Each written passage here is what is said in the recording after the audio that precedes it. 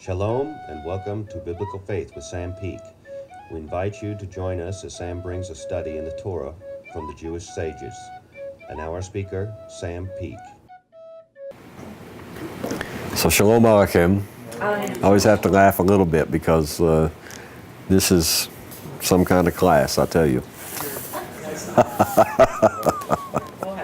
Okay, we're going to jump right back into Pirkei Avot, in the book that we have been using based upon the Maharal of Prague, put together by Rabbi Tuvia Basa for us. If you have the book, we're actually at the bottom of page 185. We are in chapter 3 of Pirkei Avot in Mishnah number 18. Let's read. I'll read quickly the Mishnah again in case somebody is getting in on the class at the last minute. Okay. Rabbi Akiva is the person who is speaking, and it says, he used to say, "Beloved is man, for he was created in God's image. And it is indicative of greater love that it was made known to him that he was created in God's image, as it said," and this is from Genesis 9:6, "For in the image of God he made man." Then he says, "Beloved are the people of Israel, for they are described as children of Lamakom, this is a euphemism to speak about him, the omnipresent one, okay? It's indicative of a greater love that it was made known to them, that God told them, that they are described as children of the omnipresent. In Devarim 14:1, "You are children to Hashem your God.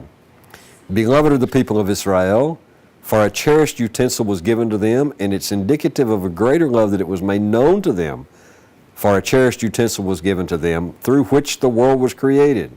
As it is said in Mishlei or Proverbs 4:2, for I have given you a good teaching, do not forsake my Torah." So we know what the utensil is that he gave them, and that is the Torah. Okay? All right.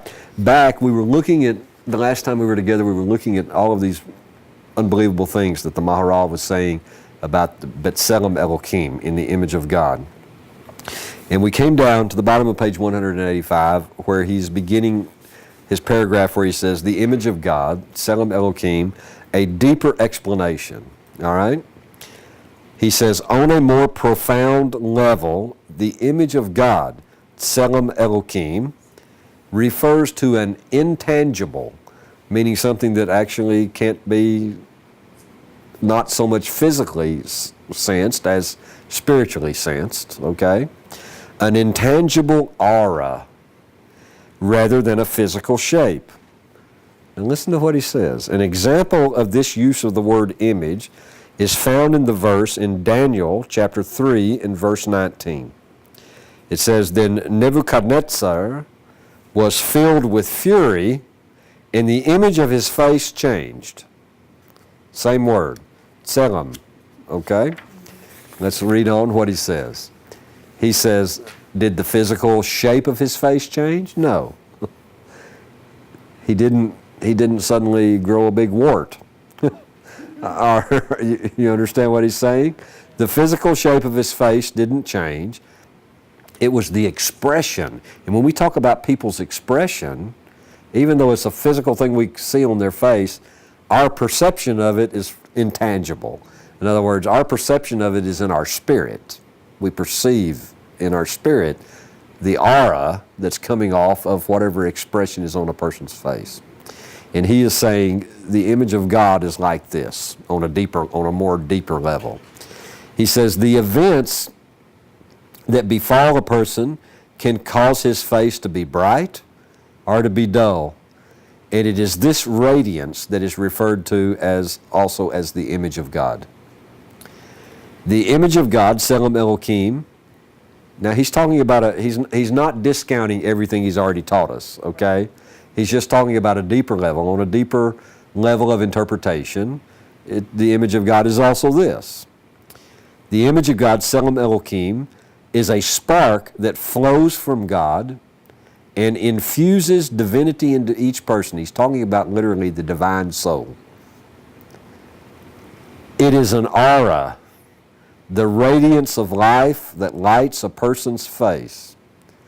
And the rabbis referred to this aura when they said, now he quotes from the Talmud in Shabbat 151b, when Og, you remember Og, the giant king of Bashan, is dead, when Og died, it was necessary to guard his body, in other words, against mice, his dead body.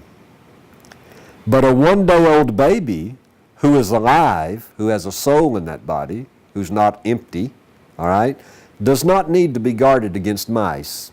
Why? Because the mice can sense if the body has a soul in it or not, from the aura of it. That's what they're talking about. Do you understand? It's a profound example that he actually gives from the sages. I'll tell you another very good example. This is just based on many years of experience, and even one that happened with one of my dogs not too long ago. When a body has a soul in it, when it's still alive, whether it's an animal body or a human being body, you can physically pick that person up if you're strong enough, okay? But once that body is dead, it weighs more. It's so interesting. The life that was in the body, the soul that was in the body, literally lifts up your flesh. Lifts it up, elevates Yeah, elevates your flesh. And when that soul is gone, this is what they talk about, dead weight. It's extremely interesting. I remember in many years of police work finding this happening more than once. Someone who might be very heavy, but they still have life in their body, you can try to pick them up off the floor. You can actually get them up easier than a skinny person who is dead, because of the difference, because of the absence of the soul. And it's this kind of radiance that this aura that the Maharal is talking about. He says, this radiance is the very essence of existence. Well, of course it is, because he's talking about the divine soul, a soul life that comes from Hashem. And all existence comes from Hashem, no matter what it is. And therefore, every created thing has it to some degree. A human being has it more. But also in cases of animals that have died, I know this very much from experience. That they become much heavier and hard to deal with the weight of the body.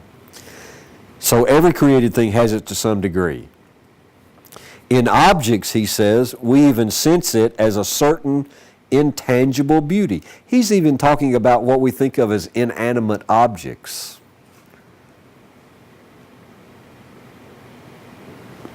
There's a certain intangible beauty. But in man, it is so godly, so close to Hashem, coming directly from Him, that it is called Tselem Elohim, the image of God. For nothing exists. Now he is going to give us an unbelievable Kabbalistic concept here that I'm not sure we have time to really tackle, but we'll just tackle it in passing. Listen to his statement. Nothing exists as fully as mankind except for God. And what he means by that is even the angels. So do you mean there's levels of existence? That's what he just said. There are levels of existence, of how full something exists, or if it's in a limited existence. Nothing exists as fully as mankind except for Hashem. Now his next statement, full existence, complete and total full existence, is associated with autonomy, freedom. Freedom of movement, freedom of will, freedom of choice. A person who is within the control of another does not have complete personal existence. Their existence is limited in some way if they're being controlled by someone else, because he lives partly within another's domain. Mankind was created with complete existence. Why? Because he's created in the image of God. Because God made him the king of the physical world. As it says, and he quotes from Psalm, Tehillim 115, verse 16. The heavens are the heavens of God, meaning the spiritual realm God is absolutely the king. But he gave the earth to the sons of men, sons of Adam, to mankind, human beings. For this reason, he says, Scripture combines the idea of man being created in God's image and with the idea of man's mastery of the world, and it does it in a single verse, which if we're not looking for it, we don't catch it. But it's in Bereshit 1:26, Genesis 1:26, where it says, let us make mankind in our image, in our likeness, and let them have dominion over the fish of the sea, and over the birds of the air, and over the cattle, and over all the earth. You know, I never honestly noticed that before, but the Torah connects those two things together. The idea of being created in God's image, and the idea of mastery of the world. And by the way, the reason, well, no, we'll get to that in a second. His next paragraph that he wants to say here, his next heading, is where he says, higher than the angels. That a human being is actually higher than the angels. That's not realized yet, but he'll explain that. In the verse just cited, he says the phrase, in our image, in our likeness, is in the plural. This, by the way, is the source, or it's used as a source verse for in certain religious thinking, that there are many different gods, if you will, joined together as one. Okay? And it's based literally on the name of God called Elohim, because this also is a plural name. All right? The Maharal tells us, and I'll explain this more, he says, it's in the plural referring to God and the angels. And we'll figure this out. For angels, he says, also have the radiance of existence.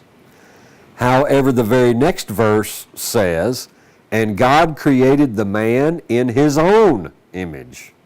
Okay? So what in the world is this conversation that's going on?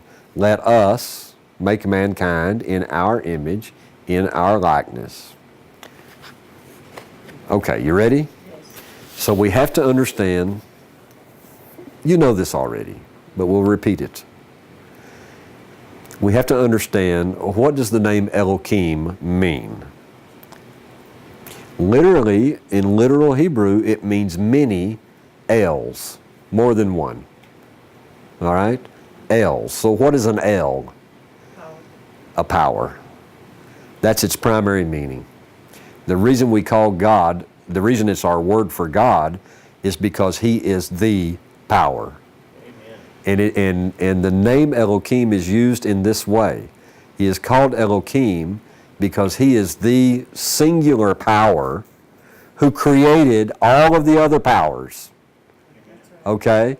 And when the Maharal says it's referring to God and the angels, all of those powers that He created, they're not just some inanimate rule of science or rule of physics, physical law. You understand what I'm saying? They're literally an entity. So for instance, okay, let's take it this way. We'll just give, and this example just goes on and on and on and on. God, the singular one El, He created all the powers. Powers like what? Powers like wind, fire, the force of water, powers like intellect. We can just go on and on and on. Everything in the world that can do something, these are the different powers. All of those things are overseen, the root of it, that's the root of the power, are overseen by an angel. And then by many angels carrying it down the line who take it on down until it's manifested in this physical world. It's all under the charge of angels in a huge hierarchy. So, that's the reason that God is actually called Elohim, powers, as to show us that He is the one power who created all the powers and who controls all the powers. He is in absolute control of every one of them. What it also means is something that we talked about the last time we were together in this same subject, talking about how all of the spiritual powers were connected to a human being because it's from the dust of because they're all connected to the side of the altar, and it's from the dust of the altar that the first human being's body is made, which thus connects all the powers of the universe to that body. And that's a part of this. That's very much part of this. So when he says, let us, he's addressing all the spiritual powers that he has created, make man in our image, okay? Meaning he is going to connect every spiritual power that's in the heavens to a human being. But when it comes down to us, so that we don't make a mistake and start thinking that there's lots of gods running around up there working in some kind of co-op, okay? So that we don't make that mistake, he says very, very clearly in the very next verse, and God created the man in his own singular image. These verses actually tell us very clearly there is one singular God, just as we say in the Shema every day. Okay? There is one singular God who is the master, the creator, and the master of all powers that were created. There is only one. He is the source of every one of those powers. He's the creator of them, and he is the master of them. All right.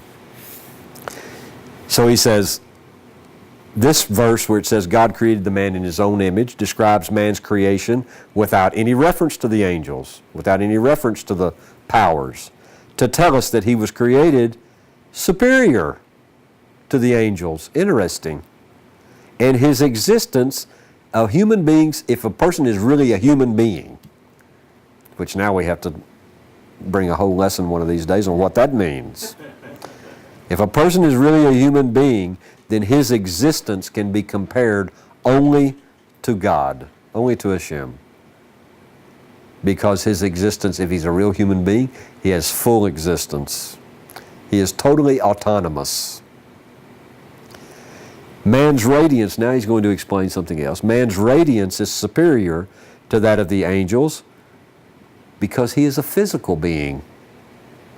They are spiritual beings, so we would say, oh, they're superior. But the Maharal is saying, no, because this physical world, it's literally the point of everything. It's the point of all of those spiritual worlds. It's the point of every angel that exists to manifest this physical world where everything can interact, because in those universes they cannot interact unless they are similar. So he says man's radiance is superior to that of angels because he is a physical being. And the only reason, by the way, that we're not superior in this world is because of the fall of Adam and because of the Yetzer Hara being so strongly attached now to our body, and because we consistently give in to it, and because it's not rectified. In other words, because we all have wills to receive for ourselves alone that are not rectified, that have not been transformed into a will to receive in order to please Hashem or in order to benefit another. Once that will to receive is rectified, then a human being in a physical body becomes superior to the angels. Man's radiance is superior to that of the angels because he is a physical being. A characteristic of physical things is that they change in response to external forces, which he's telling us now that angels cannot change. They are what they are. They are literally defined by their mission. What is their job assignment? That's what they are. They have only one of two choices: do their job well or do their job exceedingly well, which can sometimes get them in trouble.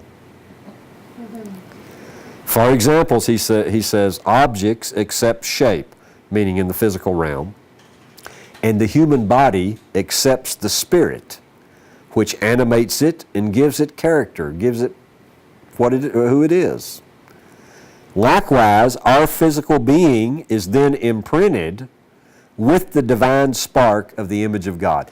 That, by the way, is what makes physical resurrection possible, is the imprint of the image of Hashem, of the image of God, that's placed in the body, that's imprinted in the body by your particular soul. It's called the Reshimah. I'm trying to think of the English word for it. The trace. Okay? Okay, that's another subject that we don't have time for. Ironically, he says, the non-physical existence of angels turns out, in this case, to be a deficiency, because they cannot receive the divine spark. They have it, but they can't receive it to the same degree as a human being can. In this world, the spiritual nature of angels is superior to the physical existence of human beings. Why? Because of the will to receive yourself alone. This is part of what happened when Adam made the choice that he made. But in the world to come, a person will be unfettered by the body. Doesn't mean you don't have a body. When the Maharal says unfettered, he's actually talking about it means your will to receive yourself alone has been rectified. There is no more evil inclination, no more Yetzer Hara. Okay, that's exactly what he's talking about. That's what unfetters the soul. And the soul can then do, going back to the Ramchal, again in Derek Hashem, what he talks about so often, the purpose of a soul in the body is to purify the body. Once that is rectified, then the soul can purify the body. Okay, that's what the Maharal is referencing to. So in the world to come, he says a person is likewise unfettered by the body, but he will retain God's spark of divinity, and we know that he has more of it actually than the angels do, and he will then be higher than the angels, especially because he has a physical body. Remember the idea, because it's only in the physical that all the spiritual forces can actually cooperate and interact with each other. The superiority, he says, of mankind relative to the angels, he said all of that actually came to a head when Yaakov wrestled with the angel in Bereshit 32 and verses 25 through 30. Now there's a whole other story behind that. I'm sorry, we don't have time. There's no way. So Yaakov wrestled with the angel in a struggle for supremacy both in this world and in the next.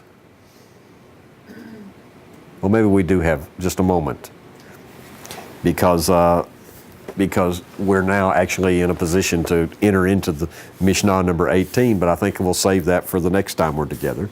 So what is this deal with Yaakov wrestling with an angel?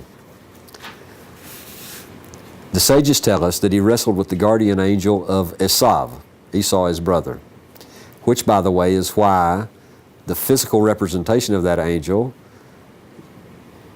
they also say that it looked like Esau, all right? Because it's the guardian angel of Esau. What is going on with that whole thing? At the end of the entire struggle, we know what happens, and a lot of people say, a lot of Bible teachers and even Torah teachers say that God changed Jacob's name to Yisrael at that point in time. Actually, that's not exactly what the text says. What happens at the end, the angel says, let me go, I have to go, and there's many reasons given for that, which we won't go into.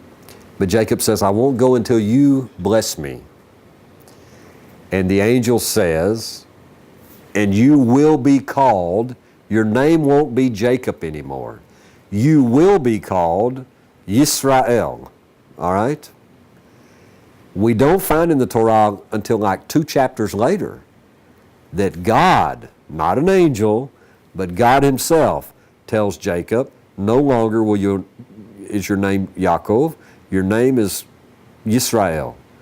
He doesn't say your name will be called. He says your name is Yisrael.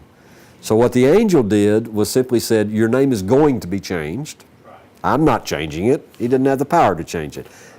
I'm not changing it, but your name is going to be changed to Yisrael. You know what's going on behind all of that? Esau, refused to accept the chosenness of Jacob. Esau said, I'm firstborn. Esau said, I deserve all of the blessings. Okay? I deserve it all. However, and Esau said, I'm the first. I'm the chosen one. However, Esau did nothing. His actions proved to us that he didn't want to be chosen. He thought nothing of it. He even held it in disdain. Okay? It's only after he realizes that he lost it, which he had unbelievable spiritual potential. All of Chazal say that Esau's spiritual potential was probably even greater than Yaakov. But because of his overriding will to receive for himself alone, he didn't want to have anything to do with it until after it was given, after God chose Jacob. When God chose Jacob, Esau continued the rest of his life to deny, okay, that Jacob was the chosen one, the one chosen to produce the nation of Hashem, the nation of Israel. This angel, the reason he can say, your name will be called Yisrael, is because as soon as Jacob lets him go, now remember what this angel is. He's the spiritual root of Esau. He's the guardian angel of Esau. And as soon as he's let go, what is he going to do? He's going to tell Hashem, Jacob is the chosen one. Jacob is Yisrael, not Esau. And that's what the Maharal is talking about when he says, Yaakov wrestled with an angel in a struggle for supremacy, both in this world and in the next. It all has now, unfortunately, even though the angel of Esau admits at that point in time that Jacob is the chosen one, that has not yet completely filtered down to Esau in the world.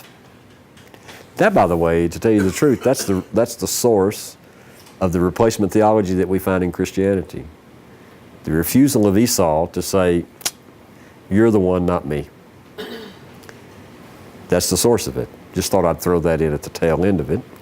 And it doesn't matter what kind of replacement theology. The Catholic replacement theology, the Protestant replacement theology, or the new replacement theology that's going on now, saying that all Christians are the 10 lost tribes of Israel. It doesn't matter. All forms of that come from the attitude of Esau that says, not you, me. And that's what's going on. Now we have to remember that angel hated Jacob so much for being chosen that what did he do? He was successful in wounding him, which we have put up with in this world. Amen. But that also will be healed in the resurrection of the dead. Amen. And we don't even have a clue yet what the world will be like in the world to come yet, when everybody will finally say, and it's not so hard, but I guess it is hard at the same time, but when everybody will finally say, okay, God chose you, and it's okay with me that He chose you. Now what do you want me to do? How do I come close to Hashem? How do I do what Hashem wants me to do? It's really as simple as that. Okay. That's the background to Rabbi Akiva's wonderful Mishnah about beloved is mankind, beloved is Israel. And which the very next time that we are together, we will actually look at the words of this Mishnah. Okay, we only got the background in 2 lessons. Okay? All right, Yofi Tofi. Okay. All right, I appreciate you very, very much. Number one, that you are even interested to study the Torah, and that you love Hashem, and that you love the Jewish people, and that you love the land of Israel and the state of Israel, in the city of Jerusalem, in the idea of rebuilding the Holy Temple, and that the Mashiach is around the corner. We really have a lot to be happy about, very, very much so. And we need to focus on that. I know I do, more than the nonsense that goes on in this world. Okay, so Toda Rabbah, thank you very, very much, and I'll be with you the next time that we get a chance. Okay? Okay, shalom, shalom, shalom uvrakah, peace and a blessing. Thank you for joining us in our study. If you enjoyed this study and are interested in learning more from the Torah and the sages of Israel, then check us out on the internet at www.bfm101.com, or you may contact us toll-free at 1-800-639-0169. Our mailing address is Biblical Faith, P.O. Box 2, Abilene, Texas 79604. Until next time, we wish you shalom uvrakah, peace and a blessing.